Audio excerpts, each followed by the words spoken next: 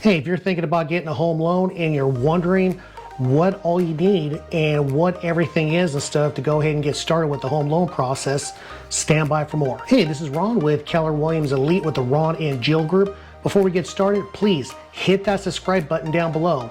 Turn on the bell for notifications, and if you have any questions during this video, please hit a comment down below. Now, let's get to the show. Now, when you're starting off looking for a lender, the best thing to know and everything is know where you're at financially and where everything's at. Because the bank is going to look for four things, regardless of what bank or credit union you go to. The four things to happen simultaneously.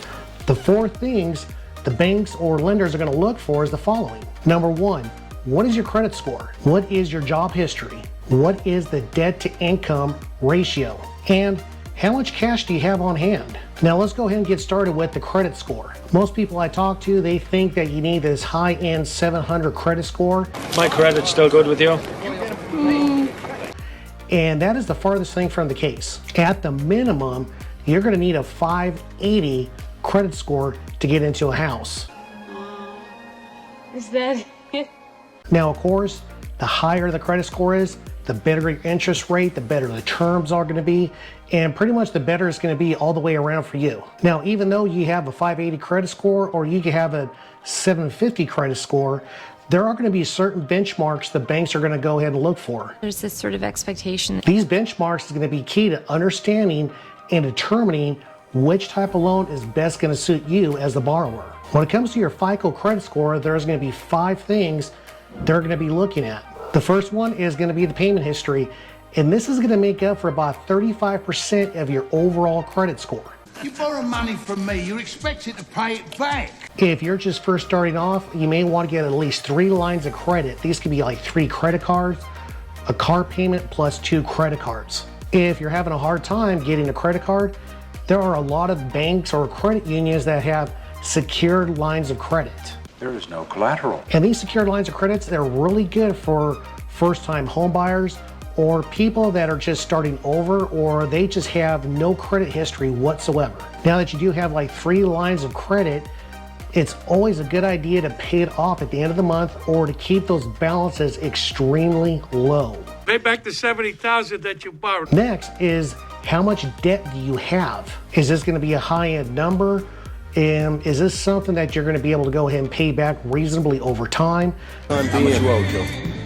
The lender's gonna go ahead and look at this, and there's any questions, they're gonna let you know about it. And also, they're gonna have simulations that if you're paying down a certain amount or you're paying off certain credit cards or whatever the case is, they're gonna tell you what to do to help you get a better rate for your loan. Well, it all comes down to that, doesn't it? The next one is the length of the credit history. Now, how long have you had these credit cards for? Have you had them for 6 months, a year, 2 years, 5 years? Some even more. I know people that they have department store credit cards and they've had them for many years. So of course this is going to show up positively on their credit report. And the same thing, if you're to go ahead and buy a car, finance it, you're showing, okay, there's a length of credit, but all of a sudden within 3 months you're paying it off. That's not going to show up aside for just 3 months. Very, very early. It's not going to be helping you out too much. Now the next one is the amount of new credit that's coming in. This shows up only 10%. It is a little bit, but every little bit does help. Something to keep in consideration is when you're doing credit inquiries to apply for a new credit card, your credit score is going to go down just a little bit.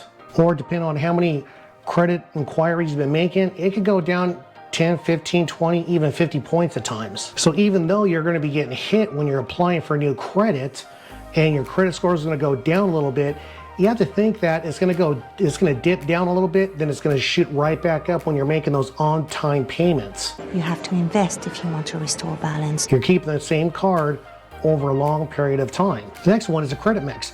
What types of line of credit are you just having everything in all credit cards? It's not going to help out too much. It will help out though, but they're looking for more of a mix. Mix it up.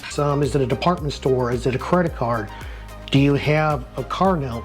Or whatever the case is, they're looking for different types of credit that you do have. Now, once the lender looks at everything regarding your credit score, they're gonna make their advice, they're gonna come up with a game plan to help you out if you need it, or whatever the case is. This is the plan. Good. The next thing they're going to look at is the job history. Now, I've seen it for personal experience is that they're looking at longevity of how long you've been in a certain position or how long have you been doing a certain type of job. And how long have you worked here?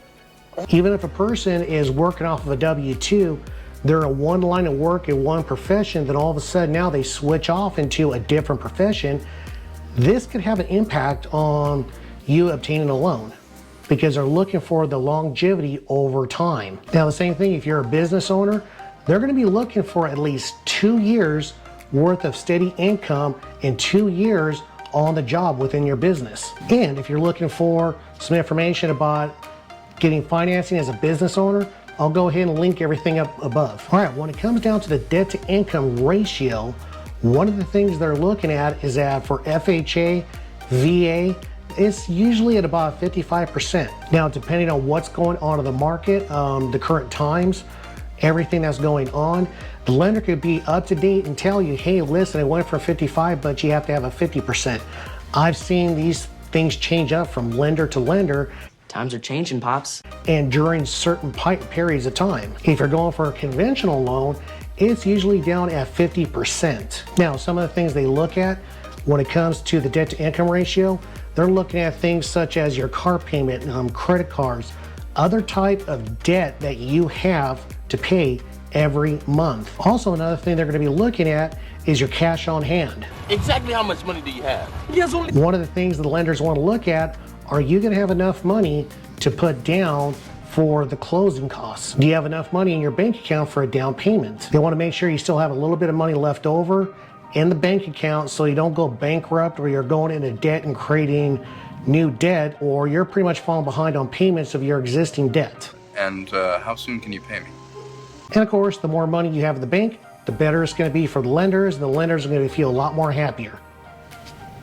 So when you're going through all this and you're starting to go into the early phases of trying to secure a home loan to go ahead and put bids on it when you're working with a real estate agent, let them know everything up front and find out what they can do for you. Okay, what can you do for me? And this really brings me to my last one.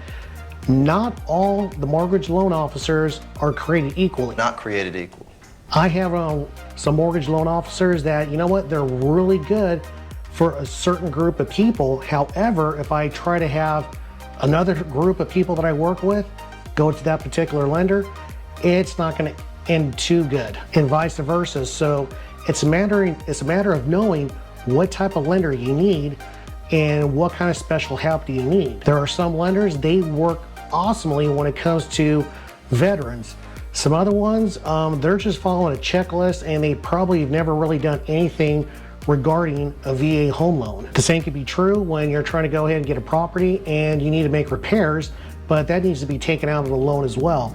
So there's a whole bunch of different programs that are out there, and depending on which lender you go to will pretty much determine what kind of help you're going to get and how smooth the transition is going to be to getting your home. So once you've figured out and narrowed down the lenders that you want to get, instead of having each and every single one of them pulling your credit, find out, talk to them, ask them a bunch of questions, talk to them about your credit, tell them the things that you're going through, or just be straight up. I need you to be straight up with me. Hey, listen, this is my credit score, this is what I got, this is what I'm looking for. And they can crunch the numbers and see if they could tell you, like, you know what, you may want to bring some things down, or whatever the case is. Having the right lender is going to help you out considerably, putting you into the home that you want. I can tell right away you're the right person for the job. All right, everybody, hope you found this information useful. Please hit that subscribe button down below, turn on the bell for notifications, and if you have any questions, just leave a comment below and I'll get back to you. Talk to you soon.